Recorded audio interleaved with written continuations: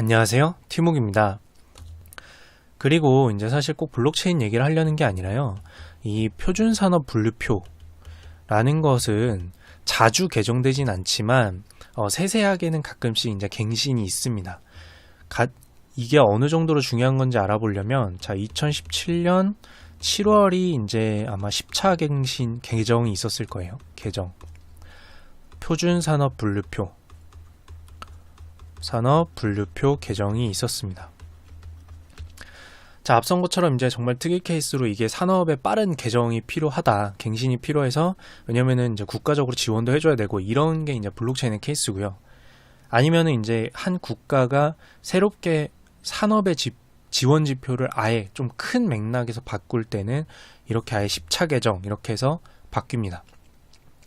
이거보다 앞선 개정은 아마 2014였나요? 2008년이죠. 그때가 9차인가 그랬을 거예요. 아마 세세하게 찾아보시면 될 것 같고요. 이 표준산업 분류표 2017년 거를 보게 되면 이게 어느 정도로 국가의 방향성을 결정하는지를 볼 수가 있습니다. 제가 이제 열어보면 알 수 있는데, 여기에 새롭게 이제 뉴로 산업을 잡자라고 하는 게, 이제 예를 들어서 저도 영상에 다뤘는데 디지털 적층식 인쇄 이런 게 있었고요. 그리고 4차 산업혁명 관련 있고, 이제 드론 이런 것들이 있습니다. 이런 것들을 이제 아예 새로운 표준산업 분류표에 분류상 넣는다라고 되어 있습니다. 근데 이때도 재밌는 게 뭐냐면, 결국 국가가 이들 산업에 지원하기 위해서, 지원 프로젝트죠. 그 프로젝트를 하기 위해서는 이들 산업을 먼저 분류를 해놓고, 이걸로 분류되는 사업, 스타트업, 기획 이런 것들에 대해서 지원금을 얼마나 쓸 것이다 라는 것들을 잡을 수 있고, 그 다음에 통계적으로 결과물을 계산할 수 있어야 되기 때문에 이것들을 분류하게 됩니다. 반대로 말하면 뭐다? 표준산업 분류표 상에서 무언가를 새롭게 분류하고 지정한다라는 뜻은 한 국가에서 그것들을 굉장히 커진 산업, 앞으로 키울 산업 둘 중 하나로 본다는 뜻입니다. 이때 당시에 사실 그 3D 그 프린트나 이런 것들은 모르지만 드론이나 인공지능 4차 산업혁명 같은 경우에는 이미 산업계에서 어느 정도 연구가 진행되고 있었던 상황이었고, 지원이 필요한 상황이었다라고 볼 수 있겠죠. 그리고 지원금도 앞으로 계속 더 들어오겠구나 라고 이해할 수도 있고요. 투자하시는 분들 입장에서만 중요한 게 아닙니다. 이건 사실은 신사업 기획에서 매우 중요한 포인트라고 저는 생각을 하거든요. 여담이지만 세상에서 국가를 이길 수 있는 거는 많지 않습니다. 재밌는 얘기로 중국 예전에 이제 증시 엄청 망한다, 2015년이죠. 2015년에 중국 증시 망한다 막 이럴 때 중국 국가에서 이제 증시를 국가의 돈으로 떠밀어 올립니다. 이때 헤지펀드랑 싸움이 붙었어요. 헤지펀드가 야, 저게 국가가 개입해서 시장이 이렇게 막아지는 게 말이 되니? 이러면서 막 하락에 베팅을 했습니다. 결과만 말씀드릴게요. 헤지펀드 어마어마한 손실을 받고 기사 났습니다. 결국 중국이 이겼죠. 물론 이제 어느 정도 사이즈가 되는 국가여야 하는 건데, 이게 한 국가의 정책이라는 게 움직이는 거기 때문에요. 국가가 뭘 한다라는 말을 절대 우습게 보면 안 되고, 그 지원을 받을 수 있다면 받는 게 좋습니다. 그리고 그게 비즈니스라면 더 말할 것도 없겠죠. 그래서 이제 표준 산업 분류표를 꼭 체크하는 게 좋고요. 이거 통계 분류 포털에 들어가시면 공지 계속 나와요. 어떻게 바뀌는지, 세세한 갱신 어떻게 되는지 이런 것들을 바로바로 확인하실 수 있습니다. 그리고 이거랑 반대되는 케이스가 있어요. 이렇게 뉴 분류가 되는 것만, 우리가 좋은 것만 확인해서는 안 되겠죠. 우리가 안 좋은 거는 이슈가 뭐가 있을까를 보면 통합되는 케이스나 사라지는 케이스가 있습니다. 삭제라고 할게요. 삭제 또는 통합되는 케이스들이 있어요.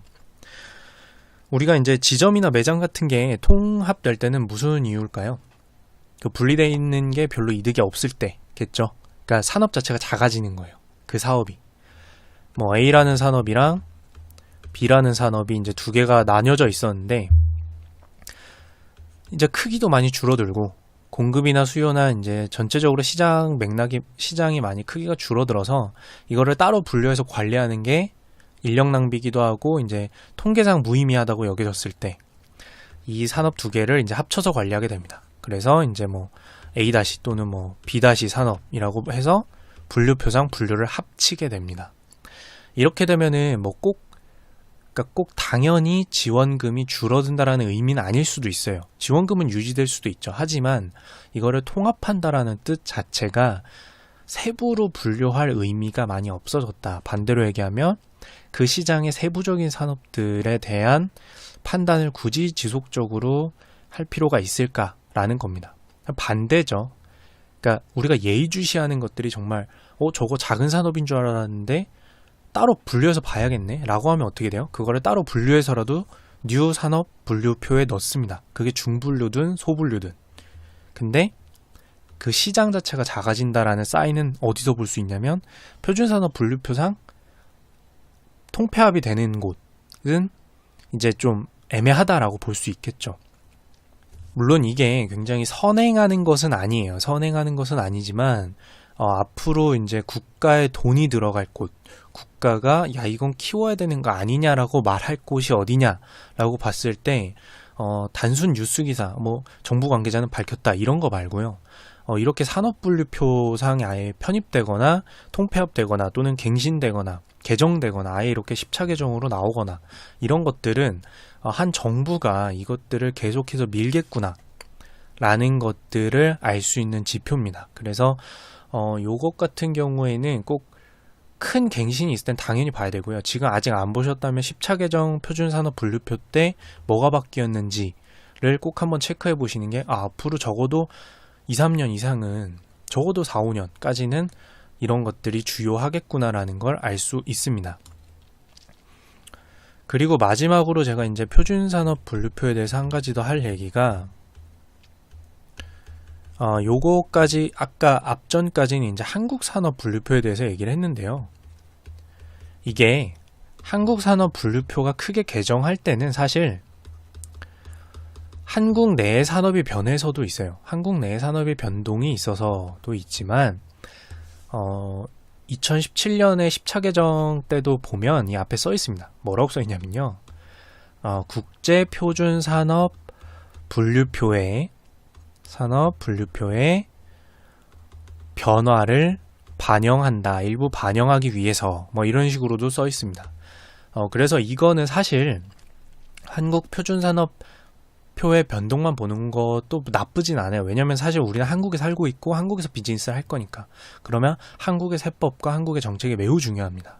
거의 8할은 중요하겠죠. 하지만 비즈니스에 있어서 뭔가 계속된 이제 외부의 사례 이런 것들을 체크할 때나 앞으로 큰 변동 이런 것들을 볼 때는 한국 표준산업 변동도 국제표준산업 분류표를 참고하고 있기 때문에 국제표준산업 분류표 같은 경우에도 함께 체크해 주는 게 좋다라고 보시면 될 것 같고요. 사실 한국에까지 영향을 미친다라고 하면 이제 한국 표준산업 변동에도 공지가 있게 됩니다. 갱신을 하든지요. 그래서 요거를 같이 봐주시는 게 좋다. 아까 말했듯이 이제 통계분류 포털에 들어가시면 계속 보실 수 있고요. 여기서는 이제 매번 국가기관 접속에 익숙해지시는 게 좋아요. 국가기관에 접속하면 그 아래 한글 파일로 항상 공지가 나옵니다. 그 규격 익숙하신 분들 아실 거예요. 이렇게 양면으로 해가지고 여기 제목 써있고 이렇게 쭉 나오는 이 규격으로 항상 나와요. 꼭 보시고요. 표준산업 같이 이제 자주 갱신은 안 되지만 이제 한번 갱신되고 나면 효력이 꽤 큰 것들에 대한 얘기를 하고 싶어서 블록체인 소식에서 멈추지 않고 이것들을 꼭 보는 게 저도 그렇고, 저도 잊고 있었는데 이번에 뉴스 보면서 이제 다시 생각이 났거든요. 그래서 같이 공유하는 차원에서 영상 같이 남깁니다. 여기까지 이제 한국 표준산업 분류표에 대한 얘기 함께 나눠봤고요. 이상 티묵이었습니다.